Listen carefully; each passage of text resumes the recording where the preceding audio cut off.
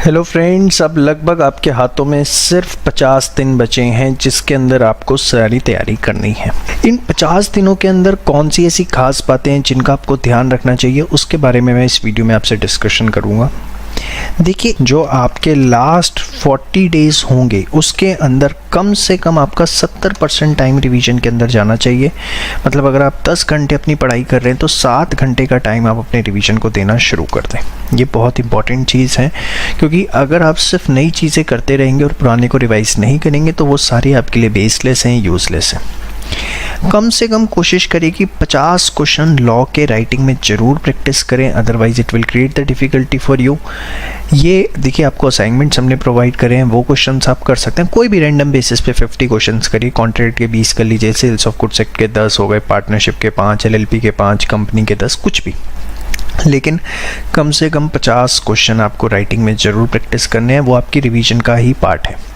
और आप alternatively OTP के जो क्वेश्चन है लॉ के, वो भी राइटिंग में कर सकते हैं, बट कोशिश करिए कम से कम 50 क्वेश्चन राइटिंग में ज़रूर करने। सेट बी स्टैट्स का, पूरी स्टैट्स का सेट बी जो ICAI बुक है उसको कम से कम 2 बार प्रैक्टिस कर लो। अच्छा खासा पेपर उसकी प्रॉपर्टीज़ में से आता है। RTP अकाउंट्स का और लॉ का जो पिछले RTP आपको गिवन है, कोशिश करिए कि इसके जितने क्वेश्चन हैं वो आप राइटिंग में प्रैक्टिस करें। वो आपके लिए सबसे परफेक्ट प्रैक्टिस है, क्योंकि उससे हर चैप्टर का एक एक क्वेश्चन होता है और आपकी ओवरऑल जो उससे रिवीजन है वो हो जाती है। कोई स्कैनर को किसी भी तरीके से हाथ लगाने की ज़रूरत नहीं है। जो ICAI की वेबसाइट पे आपको मटेरियल गिवन है that is more than sufficient. चाहे पास्ट एग्ज़ाम पेपर करने भी है तो 3-4 पेपर जो हैं दैट इज़ सफिशिएंट, और कुछ नहीं करना।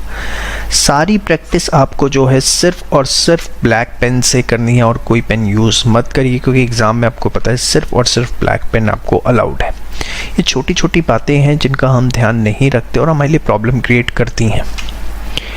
मैथ स्टैट्स LR में कॉन्फिडेंस लाने के लिए जो आपको 20 MTP दिए गए हैं वो ज़रूर करें। और आप हमसे नहीं भी पढ़ते हैं तो प्लीज़ जहाँ से भी पढ़ता हूँ उन्हें बोलिए कि भैया हमें टेस्ट पेपर करने, कहीं से भी आप अवेलेबल करवो। और जितने भी आपके टेस्ट हो रहे हैं उसको आप ज़रूर दीजिए। मैं आपको बता रहा हूँ, जो ये टेस्ट देगा उसको ऑटोमेटिक समझ में आता रहेगा कि उसकी कहाँ कमी है। बात इसकी नहीं आप पास होते हैं फेल होते हैं, बात इस चीज़ की है कि आपको समझ में आएगा कहाँ गलती है। और अगर आप ये 20 MTP और हमारे सारे टेस्ट देते हैं, 2700 से ज़्यादा क्वेश्चंस की आपकी प्रैक्टिस हो जाती है, जो कि अपने आप में बहुत बड़ी चीज़ है। सारी कहानी में आप सबसे पेपर साइड में रख देते हैं इको NBCK को, जो सबसे ज़्यादा डेंजर जोन में आपका चला जाता है। तो प्लीज़ जितने टेस्ट इसके होने वाले हैं, ठीक है, तो उसको ज़रूर दीजिए।